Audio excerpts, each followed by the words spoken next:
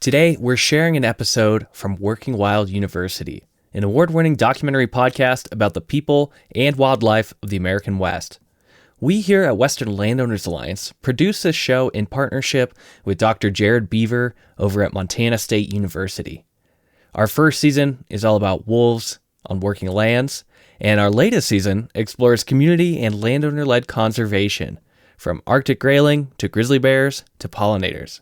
Be sure to check out Working Wild U wherever you listen to podcasts.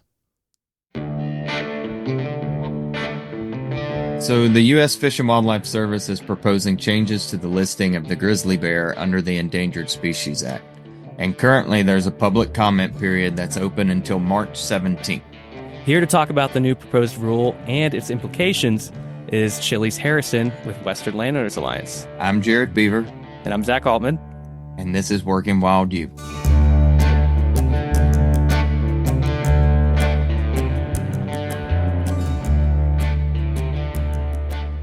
So Shaleas, welcome to the show. To start, why don't you tell us a little bit about yourself? Thanks. It's great to be here. I grew up on a multi-generational farm in Powell, Wyoming, and I work for the Western Landowners Alliance as the Wyoming Resources Coordinator. And I basically, in a nutshell, support working lands, the policies and practices that landowners need to keep those lands operational, both economically, support for stewardship, and proper compensation. And my office is in Cody, Wyoming, which isn't far from Powell. So thanks for having me. Yeah, well, we're glad to have you here. And sounds like I know there in Cody that that's grizzly bear country, which is kind of the topic at hand here. And so why don't you tell us what's going on with the status with grizzly bears and the Endangered Species Act right now? As you mentioned, in January, the U.S. Fish and Wildlife Service posted a proposed rule on the Federal Register. And while public meetings have been canceled, the service is still without a confirmed director. Brian Nesvik, former director of the Wyoming Game and Fish, has been appointed, but not yet confirmed. So we're still in an open comment period, but it is unclear whether that comment period will be extended or once Brian Nesvik is confirmed, maybe it will be withdrawn. But for now, the comment's still up there. So we want to make sure landowners are understanding what that rule does, why the proposed rule is up.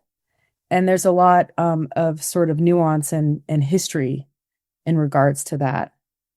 Great. Thank you for that. And so to kind of follow up with that, could you walk us through the history around grizzly bear listing?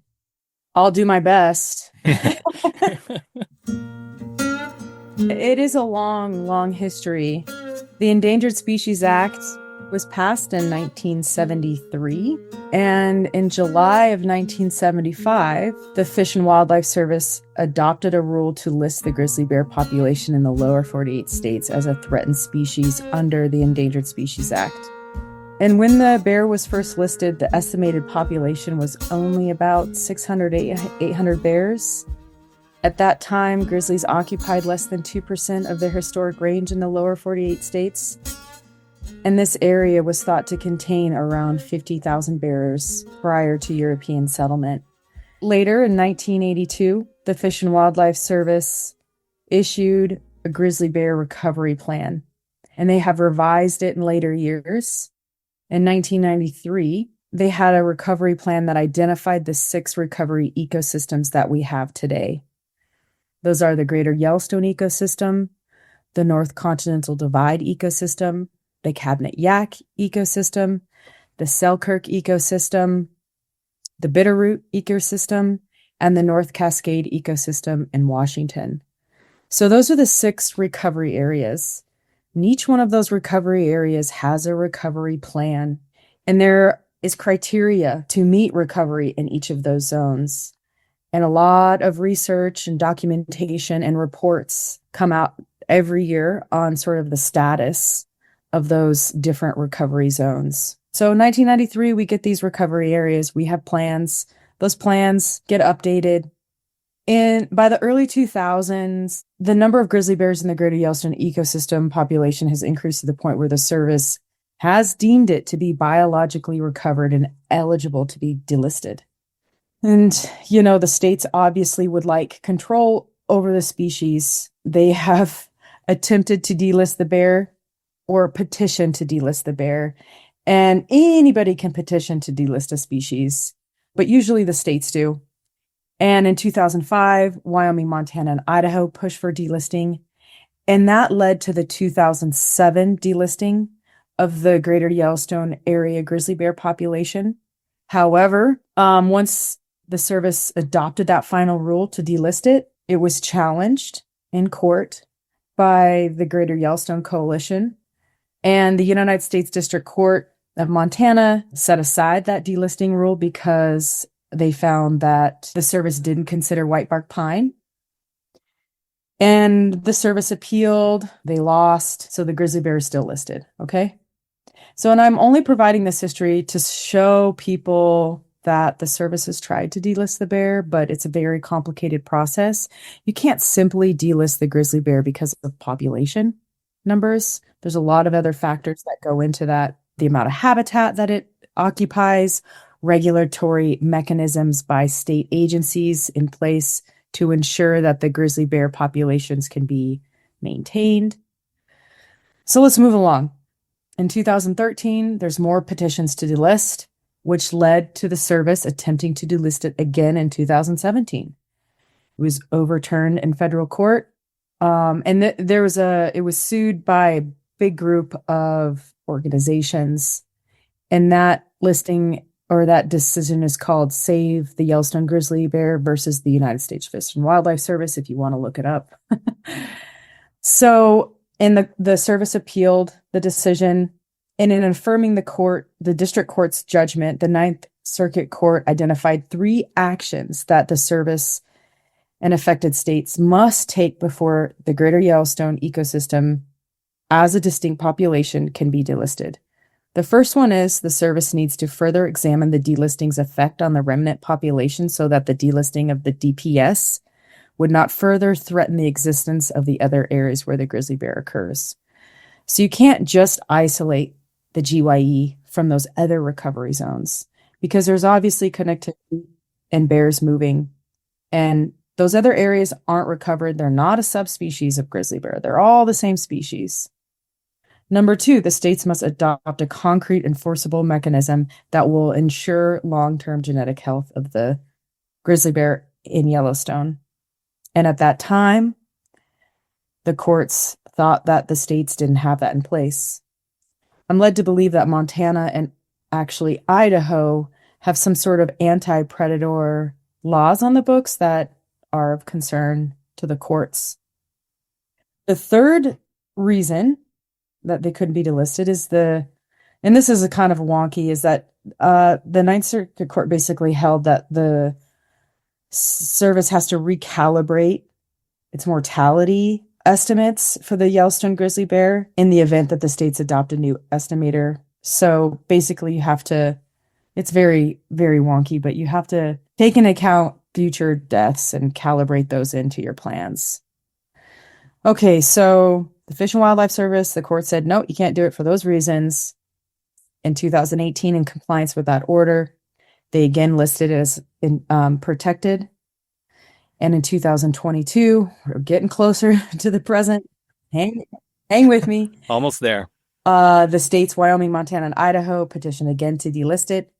And when this happens, the service initiates a status review to determine whether the petition action is warranted. They did, but they delayed giving a decision. So Wyoming had to go to the courts and say, hey, you guys need to do this. The court said, yes, Fish and Wildlife Service, you have to respond to this. And they have to do that by January 31st, 2026. So basically this rule responds to that and takes into consideration the directives from the federal courts. Okay, so let me pause you and make sure we're clear here. So over the past 25 years, the U.S. Fish and Wildlife Service has attempted to delist grizzly bears, at least in the Greater Yellowstone, twice. They were overturned by the courts, and those reasons that the courts overturned that delisting are still on the table right now. As far as you can't go delist without addressing these concerns from those rulings. Is that accurate? It is accurate, more or less. And I can say for Wyoming, every time the Fish and Wildlife says you have to do this, you have to jump this high, they have jumped that high and higher. It's obviously frustrating to the state and to producers because they feel like the Fish and Wildlife Service is moving the goalpost. But in a way, they're responding to federal court orders and also doing what they can. So I would also say that the federal courts, every time these new issues are brought up in litigation, they sort of expand upon the authority of the Endangered Species Act for this species. And that's really, I think, a very dangerous place to be in. And I think it's something that people and environmental groups, conservation groups, the public should really consider. Like, if you keep pushing, the only situation where the grizzly bear can be delisted is by Congress, an act of Congress. And that doesn't take into consideration science, population, habitat. That would be the new law. And we don't want to, I guess, tear apart or break down such an important bedrock conservation act. But at the same time, if it's being, I don't know, manipulated in courts and not allowed to do its, serve its purpose, then maybe it does need to be revised. So we've gone through the history, and that's important setup for why perhaps this rule is presented as it is.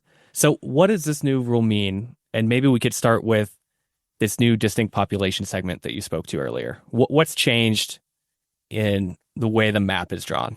So under the proposed rule, the grizzly bear would no longer be listed as threatened across the entire lower 48 states. Instead, the grizzly bear would remain listed as threatened under the Endangered Species Act only within that newly designated area called the distinct population segment. And that includes all of Washington, parts of Idaho, Montana, and Wyoming. If the bear happens to venture outside of that distinct population segment, it would not be protected. But inside that territory, if this rule is finalized, it will be protected. And that, again, is very different from what we have right now, which is the bear is listed in the entire 48 states. And the agency is basically saying that, somewhat from court directives, that this is one population of bears. They are not separate. We can't consider them separate. The ones in the Northern Cascade are no different than the ones in the Greater Yellowstone ecosystem. And because bears have been found moving between these ecosystems, they're still recovering in some. You can't delist one recovery area.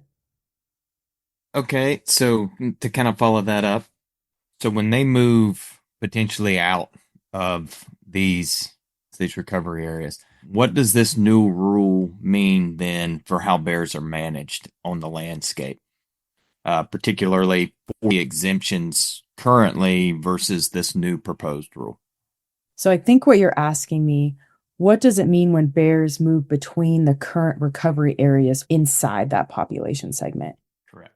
So the agency, along with that new boundary of where the bear is listed, they have provided some expanded 4D exemptions under the Endangered Species Act. And under the ESA, exemptions refer to basically a special set of rules established which apply to threatened species. And it's for the service to tailor protections for that species by permitting certain activities that might otherwise be prohibited, like harming, harassing, killing. So these exemptions detail when and where a grizzly bear can be taken or harassed or sort of deterred. And the rule lays out around 5 of these. Basically, they're saying that the authorized agencies, i.e. state wildlife agencies or the service, can take a bear outside of recovery zones when depredation of livestock occurs or when grizzly bears pose a demonstrable and ongoing threat. So that's one exemption. Another exemption is allowing livestock operators, producers, lessees, or designees to take a bear on private property in the event that the grizzly bear is attacking livestock or dogs. And there's a set of criteria when that can happen, provided there are no excessive attractants, no intentional feeding or baiting, the grizzly bear carcass is not taken or disturbed, the take is reported within 24 hours, and the livestock and working dog must be injured or killed by the bear. So that's a new sort of freedom, I would say. Let's just call it that for now. That would be allowed within this new rule. But there's another one. The third one is the authorized agency or service can take a bear when they pose a demonstrable and ongoing threat to human safety or property. And 4, the state agencies, and this includes tribes too, they're an authorized agent, can take a grizzly bear without prior approval from the service in areas that aren't important for connectivity or habitat. And there's also some other stuff about hazing and how to deter a bear in the rule. But those are basically the changes that the proposed rule provides. But I just want to say that it may appear that these allow for a lot more flexibility, but the states who deal with the grizzly bear already have a fair amount of flexibility and authority with the Fish and Wildlife Service to do this kind of work.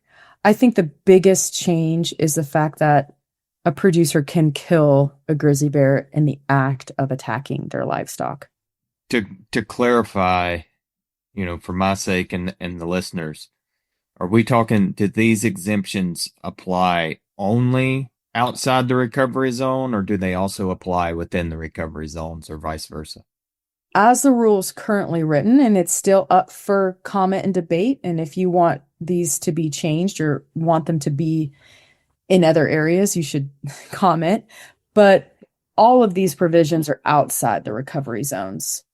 So I would say that there is some private property inside the recovery zone, and especially in my neck of the woods, they would not be able to take a grizzly bear even in the event of it attacking their livestock. So we've gotten into the weeds some with the history and the new rule, but you work with landowners almost every day, and you've been talking to landowners about this a lot recently. What are you hearing from the producers and landowners and folks on the ground that actually are living and dealing with this? I would say across the board, most people would like to see the grizzly bear delisted because they feel like the best solution is better management. They want the bear to be wild and stay in wild places, and their private property is not a place for grizzly bears. And so with delisting, they think that that would happen, although it is kind of unclear how much hunting and what would happen if the bear were to be delisted. I think honestly, these bears are still going to move in these landscapes and be in these places. And so conflicts persist as grizzly bears expand and find new food sources.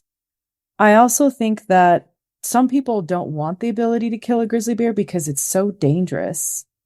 Even if you have that ability, I mean, you are not the king of the forest, the grizzly bear is. Even if you have a rifle, I mean, if you injure that bear, there's a good chance it could come at you. So some people say that these exemptions don't really do much for them. And the state wildlife agencies, they're going to be on the hook for a more lengthy investigation. Like, you have to prove those criteria were met. Like, are they going to have to get blood samples from an injured livestock, photos? All of that investigation that takes place when you kill a grizzly bear is severe. I know, because my father has killed a grizzly bear years back in a hunting accident. And remember that the states don't get a lot of money to manage this grizzly bear. So they're concerned about these exemptions. So I think in general, everybody's mostly mad from my angle. But there are probably plenty of people and groups that want to see the grizzly bear everywhere and think that it should roam freely wherever it wants to. And that's sort of where we are right now. I guess zooming way out, Shaleas, you've done a great job walking us through the nitty-gritty of this in the weeds piece of news that's really relevant to how grizzlies are going to be managed, possibly going forward. Just zooming out from that, what is the role generally in private lands and grizzly bear recovery? I mean, why are we talking about this? Well, gosh, that's such a good question. The authority and power of the Endangered Species Act on private property, if you are in a recovery zone, is you don't really have a lot of leeway there. The bear is protected. I think it's more important to talk about what producers need to prevent and reduce conflicts. You don't want bears getting habituated to livestock or people. You want them to move through and keep going. At the same time, these landowners provide really important habitat for the wildlife that grizzly bears feed on, wintering habitat. So it's important that producers are supported and heard, because if we lose those working lands, there's no chance of recovering the grizzly bear or any endangered species for that matter, because their properties contain some of the most important habitat. And I think one thing that they're really afraid of is losing their public land grazing allotments because they are in grizzly bear habitat. So are their livelihoods and the economic productivity, food, fiber that they produce for the country more or less important than the habitat for the grizzly bear? I mean, that's a question, I guess, for the public to answer and our leaders, but it is really important that we have protected habitat for the grizzly bear, and we certainly do. And I've looked at all these different recovery zones, and something that is common I found in the recovery zones that have recovered the grizzly bear is that they have a few things going for them. They have a national park. Sometimes they have 2 or 3 wilderness areas, and they don't have a lot of roads. Grizzly bears cannot thrive where there's like an abundant road density. I think it's less than 2 miles per square mile of roads, and that's kind of the threshold.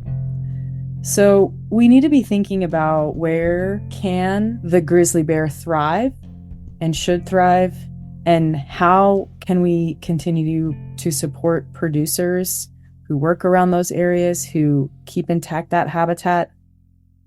Yeah. So, you're speaking of as they get into this matrix of private land ownership. When this happens, what are the impacts of grizzly bear expansion as they get into more private and working landscapes? Well, I can tell you that the depredation payments last year alone in the state of Wyoming for grizzly bear mortalities was near $1 million.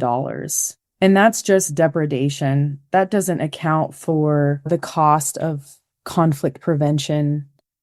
So we have state agencies that don't have a lot of money for that. And on top of that, we have producers who are suffering serious economic losses from the indirect causes of grizzly bears being around their livestock. Weight gain is not good. They abort fetuses. They move around, they lose weight, they're stressed. You have this extra management component. You're like moving them. If you have a depredation and an allotment, the animals disperse, the livestock does. So you have a lot of range riders to bring them back to the appropriate forage so that they're eating and gaining weight. So there's all of these economic consequences for the producer. And, they're trying to make a living off of raising livestock. And I would say that you have grizzly bears that are in these conflicts. They're getting trapped. They're going to get killed. So if you're asking me, I just don't think that the grizzly bear belongs everywhere, because I don't want to see the grizzly bear trapped and killed all the time. I want them to thrive in their ecosystems and fear humans. So we have a lot of problems. That's clear. Do we have any solutions? It's multifaceted, and of course it's different depending on who you talk to. The states already are managing the grizzly bear. They get no credit and no money for it. Management is best at the local level. You talk to a lot of people, that's what they think. Maybe that's not the case. For folks who live in cities, they want to see it protected by the Fish and Wildlife Service, but the Fish and Wildlife Service isn't managing the bear in Wyoming. The Game and Fish is. So I would say that they do a great job. I can only speak for Wyoming. And Wyoming does have appropriate regulatory mechanisms in place to protect the grizzly bear's population. I think it would be, people could finally tie the bow on a great success story for the recovery of a species under the Endangered Species Act. So that's one element that I see as a potential solution. The other solution is the public, the state, private philanthropy all need to support the economics of this situation.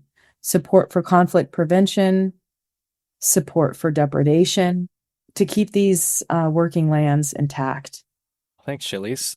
So, last question for you. What's the big picture takeaway regarding this rule? I mean, whether the bear is delisted or remains listed, I mean, what are we left with here? I guess the big takeaway is that the service has tried to delist the grizzly bear. They cannot separate the greater Yellowstone ecosystem from the rest of the recovery areas. And we're looking at a future where the bear is going to be perpetually listed, but maybe the courts will do something different in the future. I'm not sure. I don't want to see a future where the Fish and Wildlife Service is using all of its capacity on rulemaking. And I think regardless of the listing status of grizzly bears, we're still going to have grizzly bear populations, moving through working lands, private lands, out of these recovery areas. And there's going to be conflicts, and we need to work to address those conflicts and reduce them as much as we can. I agree. The bears are still going to be here. Producers need support for those conflicts and depredation, and definitely conflict prevention. And we just have to really keep these working lands intact and supporting the people that steward those landscapes. The deadline for public comment right now is March 17th, and we'll have a link to the website in the show notes and to all the things that Shaleas was referencing. And Shaleas, we just want to thank you for joining us and sharing your knowledge and expertise on this very hot and relevant topic. Thanks for having me. Working Wild U is a production of Montana State University Extension and Western Landowners Alliance. Thanks again, Shaleas, for joining us today. This episode was produced by Zach Altman and executive produced by Jared Beaver and Lewis Wertz. Music is from Artlist and Blue Dot Sessions. Please support the show by leaving us a review on Apple Podcasts or sending this episode to a friend or neighbor. Thanks. We'll see you next time.